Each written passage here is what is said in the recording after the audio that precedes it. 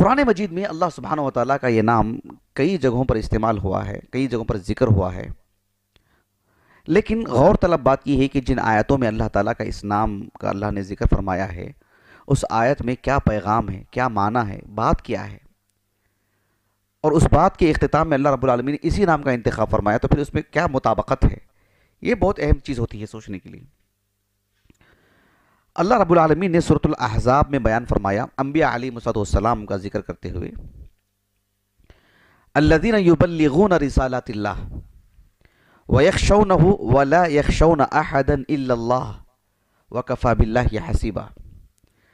آپ علیہ السلام جب مدینے کو آئے تو میں تفصیل میں نہیں جاؤں گا، بس اشارہ کر دے رہا ہوں آپ کو، پھر ورنہ موضوع ہم سے ہٹ جائیں گے، کہ جو زید بن حارثہ رضی اللہ عنہ، جن کو اللہ کے رسول علیہ السلام نے منہ بولا بیٹا بنا لیے تھے، 5 ہجری کو وہ حکم آیا اور آپ نے یعنی وہ کہا کہ ادعوہم لآبائہم هو اقسط عند اللہ، اللہ نے کہا کہ ان کو ان کے باپ کے نام کے ساتھ بلاؤ، وہ حقیقی معنوں میں آپ کے فرزند نہیں ہیں۔ یہ آسان کام نہیں تھا، اور معاشرے میں یہ چیز بہت رائج تھی، اور اللہ کے رسول سے ایسے کروایا گیا علیہ السلام۔ آپ علیہ السلام بحیثیت انسان فطری طور پر خوف زدہ تھے، دل میں ایک جھجک سی تھی، آپ کے اندر خوف تھا ایک فطری طور پر، اور وہ کوئی معیوب چیز نہیں ہے۔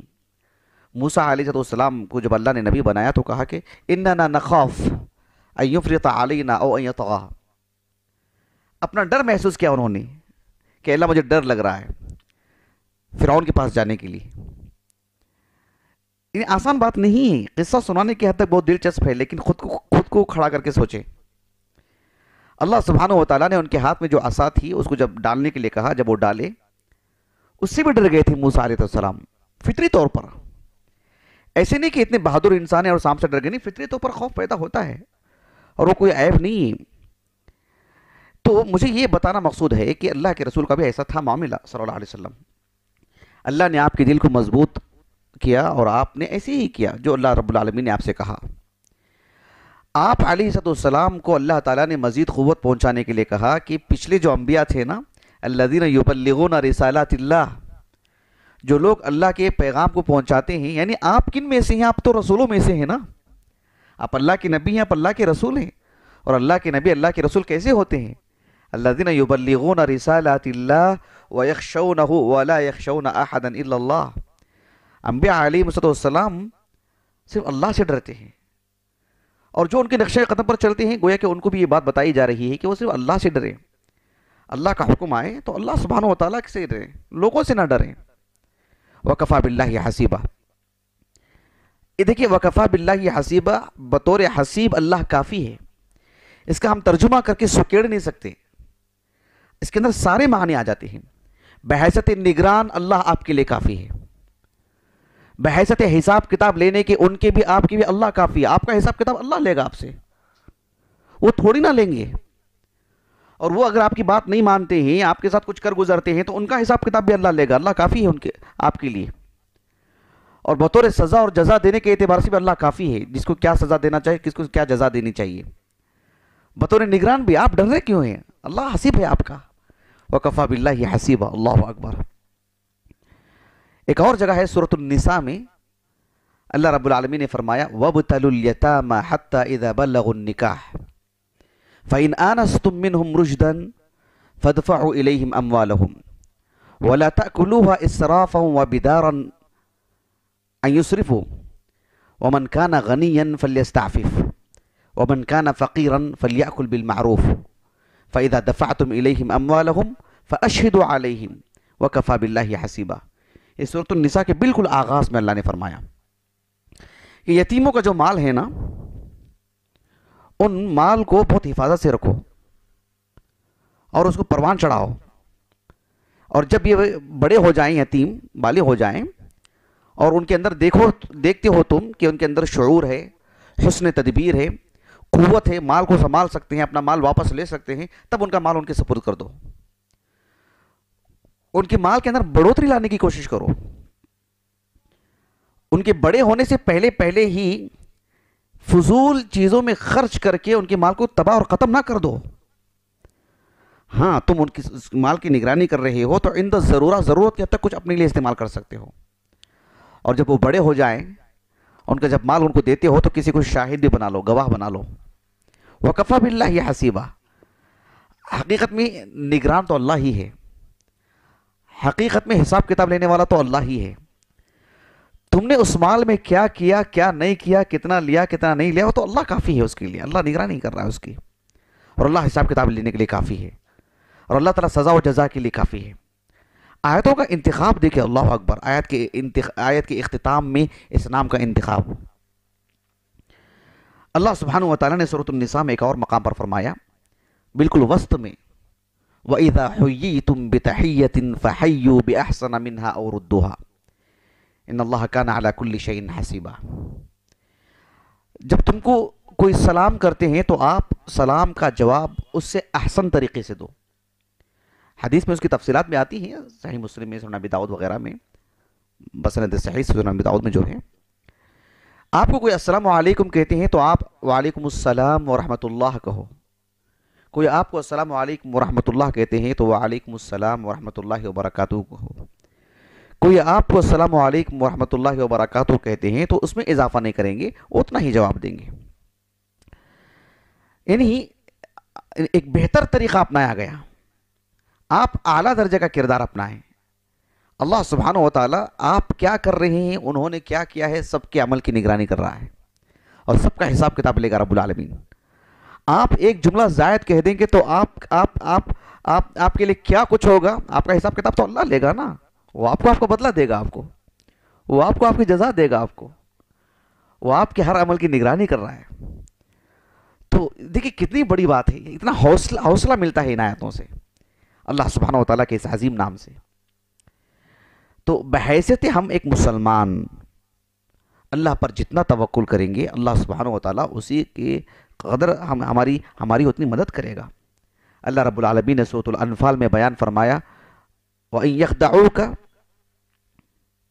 وَإِن يُرِيدُوا أَن يَخْدَعُوكَ, اگر یہ کفار آپ کو دھوکہ دینا چاہتے ہیں, آپ صلح کیجئے, آپ آگے بڑھ کر صلح کریں, اور وہ بھی اگر کے صلح کرتے ہیں تو آپ بھی صلح ضرور کر لیجئے ان سے. لیکن صلح کے نام پر وہ اگر آپ کو دھوکہ دیتے ہیں تو اللہ رب العالمین آپ کے لیے کافی ہے. الذی ایدک بنصرہ وبالمؤمنین, جس نے تمہاری اور مومنین کی مدد کی, قوت پہنچائی, تائید کی. حسبک اللہ, اللہ آپ کے لیے کافی ہے. یا ایھا النبی حسبک اللہ ومن اتبعک من المؤمنین. اس کی ایک آیت کے بعد اللہ نے کہا سورۃ الانفال ہی میں, اے نبی آپ کے لیے اور سارے مومنین کے لیے اللہ تعالیٰ نگرانی کے طور پر کافی ہے, حساب کتاب کے لیے کافی ہے. ان آیتوں میں اللہ سبحانہ و تعالیٰ نے اتنی قوت پہنچائی ہے, بلکہ اللہ تعالیٰ نے ان مومنین کی خاص تعریف فرمائی ہے جو مشکل سے مشکل وقت میں بھی بہت ہی عظیم عظیم عظیم عظیم دل رکھتے ہیں, اپنے اندر بہت بڑا دل رکھتے ہیں, اور اعلیٰ درجے کا حسن ظن رکھتے ہیں رب العالمین پر. کہتے ہیں کہ حسبنا اللہ. اللہ رب العالمین نے فرمایا سورۃ آل عمران میں, الذین قال لهم الناس ان الناس قد جمعوا لكم فاخشوهم فزادهم ایمانا وقالوا حسبنا اللہ ونعم الوکیل. وقالوا حسبنا اللہ ونعم الوکیل. جانتے ہیں صحابہ نے کب کہی یہ بات؟ احسنتم, احد کے موقع پر. لیکن کس موقع پر, وہ ذرا غور کیجئے. آپ علیہ الصلوۃ والسلام صحابہ کی ایک بڑی تعداد کو لے کر کے آج جو مسجد نبوی ہے نا, باب ملک فہد سے نکلتے ہیں, نکل کے سامنے سے جاتے ہیں اشارے ستین سے ہوتے ہوئے. اب میں بتا رہا ہوں آپ کو, اسی سیدھے جو نکلتے جائیں گے تو آپ کو احد کی پہاڑی نظر آئے گی. اسی راستے سے ہوتے ہوئے گئے اللہ کے رسول صلی اللہ علیہ وسلم. کچھ ہی فاصلے پر گئے تھے کہ عبداللہ بن ابی ابن ابی سلول رئیس المنافقین 300 لوگوں کو لے کے نکل گیا, ہمت توڑنے کے لیے, صحابہ کی ہمتیں پست کرنے کے لیے. صحابہ گئے, آپ علیہ السلام نے بہترین انداز میں ترتیب دی. صحابہ کی ایک جماعت کو جو ہے احد میں یہاں وہاں آپ نے ترتیب دی. کچھ صحابہ کو پہاڑی پر بھی کھڑا کیا آپ نے, 50 صحابہ کو. مجھے اس تفصیل میں نہیں جانا ہے, مجھے اصل موضوع بتانا ہے آپ کو.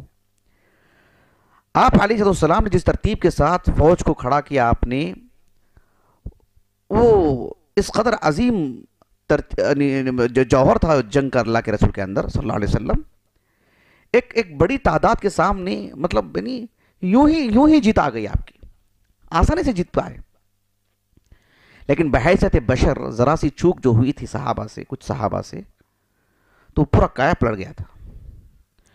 اللہ کے رسول صلی اللہ علیہ وسلم اور صحابہ کی ایک بڑی تعداد کو کافی نقصان پہنچا. سب پہاڑ پر چڑھ گئے تھے جان کے تحفظ کے لیے. نیچے کفار کھڑے ہیں، اللہ کے رسول اور صحابہ پہاڑ پر ہیں.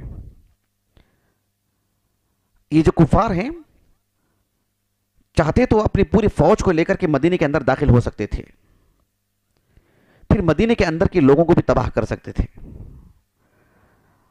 بہرحال مقدر یہ تھا کہ لوگ واپس چلے گئے. اب آپ علیہ السلام اور آپ کے صحابہ، تھکان ہے آپ کو،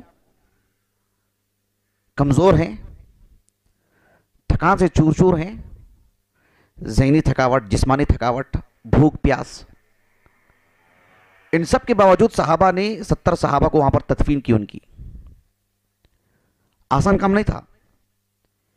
پھر جو ہے اتنی کمزوری کے حالت میں مدینے کے اندر داخل ہو رہے تھے، ایک حد تک داخل ہو چکے تھے. اس دور کے مدینے کی میں بات کر رہا ہوں. اچانک خبریں پھیلی کہ کفار دوبارہ حملہ کر رہے ہیں. پوری رات صحابہ اور اللہ کے رسول وہیں پر رہے، مدینے کے اندر نہیں گئے مقابلہ کرنے کے لیے. کہا کہ الذین قال لهم الناس ان الناس قد جمعوا لكم فاخشوهم فزادهم ایمانا. لوگوں نے کہا کہ جو ہے تمہارے خلاف وہ پھر دوبارہ جمع ہو رہے ہیں. کہا کہ حسبنا اللہ، ہمارے لیے اللہ کافی ہے. ایمان بڑھ گیا ان کا، ایمان بڑھ گیا ان کا. ونعم الوکیل، بطور وکیل اللہ تعالیٰ بہترین کارساز ہے ہمارے لیے، بہترین محافظ ہے ہمارا، ہماری مدد کے اعتبار سے بہترین مددگار ہے. حسبنا اللہ، اللہ ہمارے لیے کافی ہے. یہ واقعہ کہتے ہوئے واللہ کلیجہ منہ کو آ رہا ہے. نہیں مطلب کپ کپی تاری ہو رہی ہے، آسان کام نہیں ہے. تو یہ اللہ سبحانہ و تعالیٰ نے ان کے اس جملے کو قرآن مجید میں بطور آیت نازل فرمائی. قیامت تک پڑھی جائے گی آیت. یہ کردار ہے صحابہ کا. اللہ اکبر. ابراہیم علیہ السلام کو بھی جب آگ میں ڈالا گیا تو آپ نے یہی کہا حسبنا اللہ ونعم الوکیل. یہ معمولی بات نہیں ہے. یہاں میں اور آپ بیٹھ کے یہ جملے رٹیں، کہیں، پڑھیں، وہ دم نہیں ہے اس میں. کسی طرح کی بھی حالات آئے، اللہ ہمیں ثبات قدمی عطا فرمائے اور ہم کہیں کہ حسبنا اللہ، یہ بہت بڑی بات ہے. اسی لیے اللہ رب العالمین نے فرمایا سورۃ الطلاق میں وَمَن يَتَوَكَّلْ عَلَى اللَّهِ فَهُوَ حَسْبُهُ. جو اللہ پر توکل کرتا ہے اللہ اس کے لیے کافی ہے. یہ بہت بڑی بات ہے.